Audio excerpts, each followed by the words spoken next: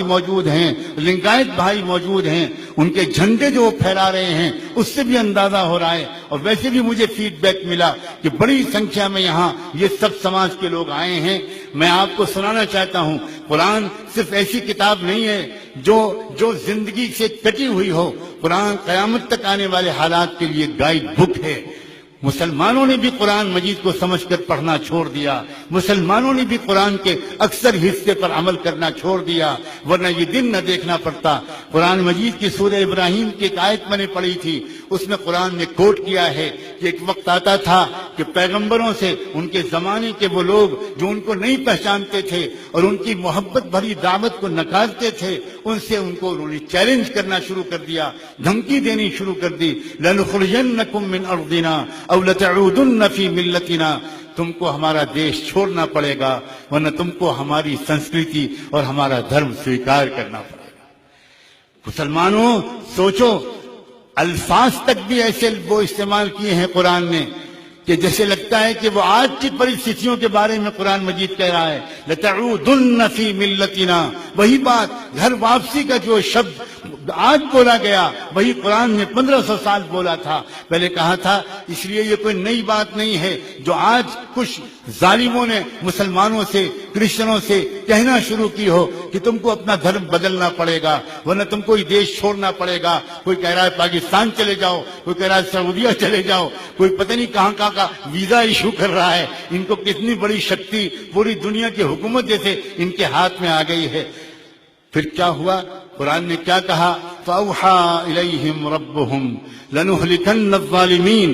قرآن مجید بیان کرتا ہے کہ اس پرمیشور نے، اس خدا نے اپنے ان نبیوں کو ایک پیغام بھیجا اور یہ کہا، اب جب کہ یہ وقت آ گیا کہ یہ لوگ تم کو یہ دھمکیاں دے رہے ہیں تو اب سن لو آئندہ ہونے کیا والا ہے۔ تم کو دیش چھوڑنا نہیں ہوگا، ان کو ہی اس دنیا میں تباہ و برباد کر دیا جائے گا۔ لَنُهْلِكَنَّ الظَّالِمِينَ۔ اور دیکھو یہاں علماء بڑی تعداد میں موجود ہیں۔ قرآن مجید نے یہاں یہ نہیں کہا کہ لَنُهْلِكَنَّ الْكَافِرِينَ، جو لوگ نبیوں کی بات کو نہیں مانیں گے اور نبیوں کے دائے ہوئے دین کو نہیں قبول کریں گے ہم ان سب کو ہلاک کر دیں گے۔ نہیں، بالکل نہیں۔ دنیا میں ہر ایک کو دعوت کو، دھرم کے بارے میں، آستھا کے بارے میں خدا نے آزادی دی ہے۔ نبیوں کا کام صرف اتنا ہے کہ وہ خدا کا پیغام پہنچا دیں۔ فَمَنْ شَاءَ فَلْيُؤْمِنْ وَمَنْ شَاءَ فَلْيَكْفُرْ، جو چاہے مانے، جو چاہے نہ مانے۔ تو نہ ماننے پر دنیا میں خدا کا عذاب نہیں آیا کرتا، اس لیے لفظ بدل دیا قرآن نے، فرمایا فَأَوْحَىٰ إِلَيْهِمْ رَبُّهُمْ لَنُهْلِكَنَّ الظَّالِمِينَ۔ قرآن نے یہ کہا کہ اب پروگرام ہمارا یہ ہے کہ اب ظالموں سے زمین کو پاک کر دینے کا وقت آ گیا ہے۔ یہی قرآن کی آیت ہے جس پر مسلم پرسنل بورڈ کے ویژنری لیڈرز نے اور عظیم اسکالرز نے غور کیا اور اس سے ان کو یہ اشارہ ملا کہ اب مظلوموں کو اکٹھا کرنے کا وقت آیا ہے۔ جب مظلوم اکٹھا ہو جائیں گے تو ظالموں کے لیے راستہ بند ہو جائے گا۔ یہ دین دستور بچاؤ تحریک مظلوموں کو اکٹھا کرنے کے لیے قرآن کے اشارے پر شروع کی گئی ہے اور مجھے پورا یقین ہے کہ اس کا انجام وہی ہوگا جو قرآن نے بیان کیا، اور وہ ہے لَنُهْلِكَنَّ الظَّالِمِينَ، ظالموں سے اور ان کے ظلم و ستم سے دیش کو اور زمین کو چھٹکارا ملے گا۔ بہت عظیم مقاصد کے لیے یہ تحریک چلائی گئی ہے۔ مسلمانوں، میں تم سے کہتا ہوں سچے مسلمان بنو، اس پیسے کو شادیوں میں برباد مت کرو، غریب گھروں کی بیٹیوں کو اس پر مجبور نہ کرو کہ وہ خودکشی کر لیں یا بھاگ جائیں۔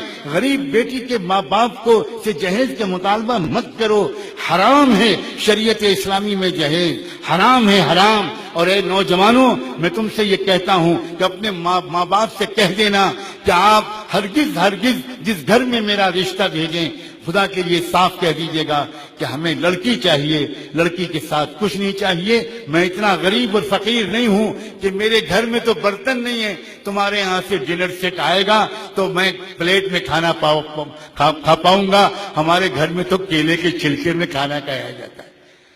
اور میں اتنا غریب اور یتیم ہوں اور خاندانی غریب ہوں کہ اگر تمہارے یہاں سے پنکھا نہ آیا اور اے سی اور کولر نہ آیا تو بھئی ہمارے گھر میں تو پرانا ہاتھ والا پنکھا ہے، ہم تو بھکاری ہیں۔ نوجوانوں، تم نے اپنے آپ کو کتنا ذلیل کیا ہے، تم کیوں یہ نہیں کہتے کہ میرے دست و بازو ہیں، میں کماؤں گا اور کما کر اپنے گھر میں اپنی شریک حیات، اپنی لائف پارٹنر کو آرام پہنچاؤں گا، مجھے تم سے کچھ نہیں چاہیے، تم صرف اتنا احسان کر رہے ہو کہ نازوں پالی بیٹی کو ہمارے حوالے کر رہے ہو، یہ احسان بہت ہے۔ مسلمانوں، پورے دین پر آؤ، قرآن کو سمجھو، علماء کے قریب آؤ، اور مسلم پرسنل لا بورڈ کو اپنا ایک ایسا قائد تسلیم کرو جو کھلے دل کے لوگ ہیں، یہ چھوٹی بدھی کے لوگ نہیں ہیں،